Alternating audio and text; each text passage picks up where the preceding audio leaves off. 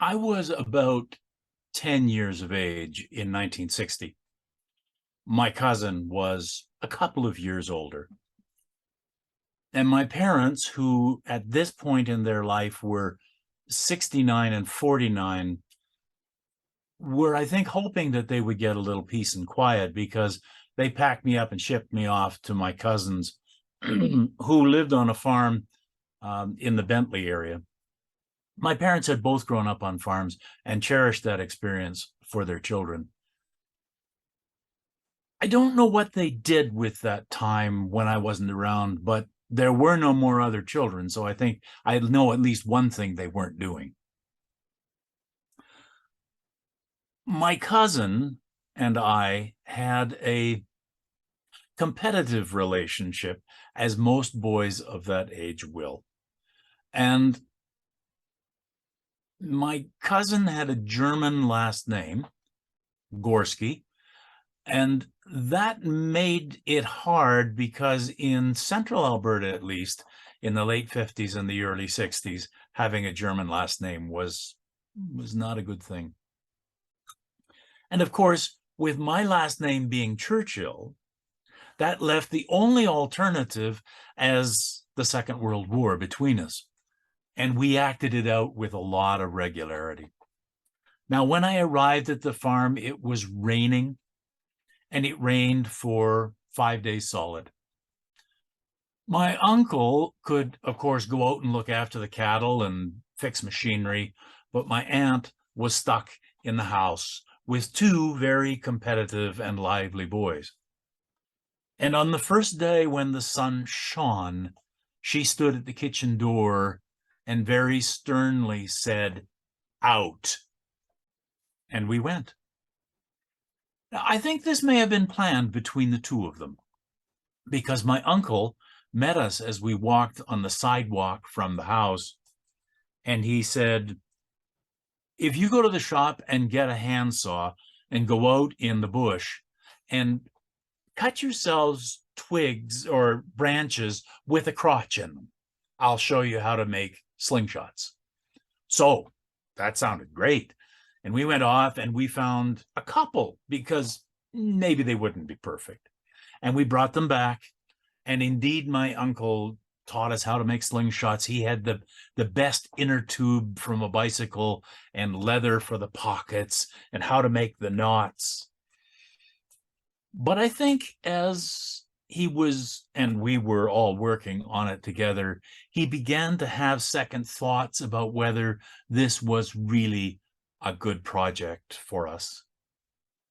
And so slowly the rules began to emerge. I'd rather you didn't shoot each other in the head.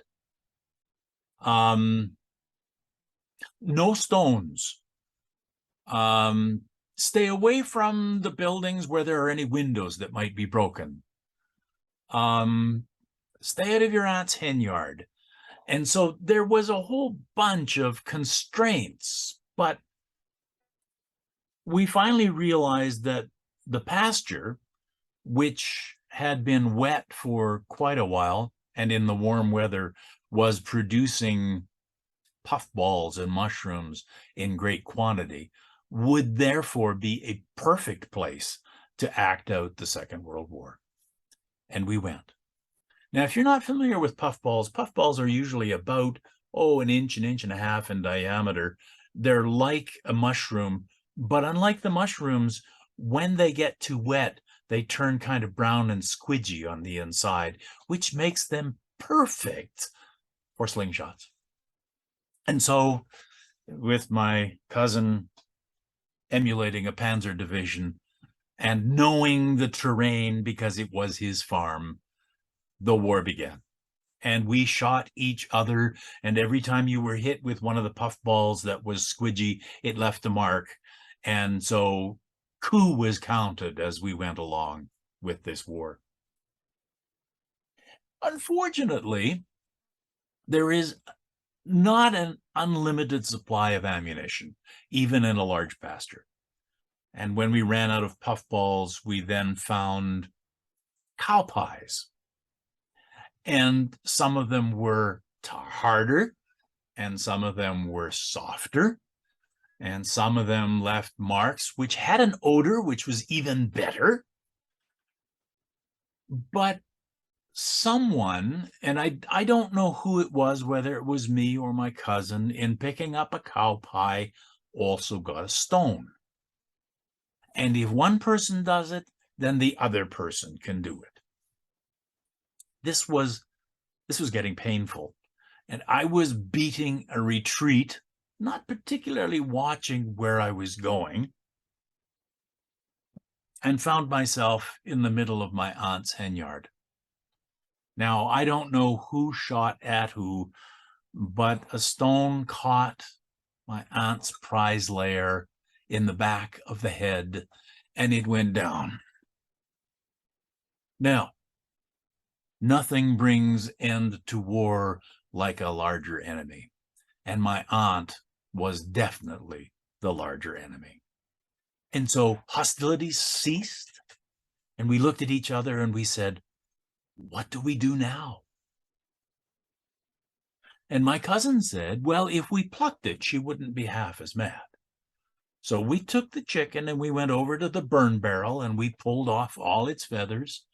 And we did a really good job. We got right down to the pin feathers. We wanted this to be done right. And then each of us taking a wing, we carried the chicken between us to the house. And we laid it on the back stoop just by the back door. And we went in.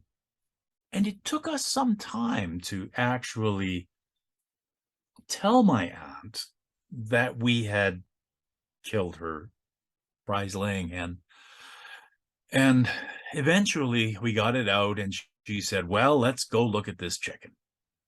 And we went out the back door of the house and looked at this stoop.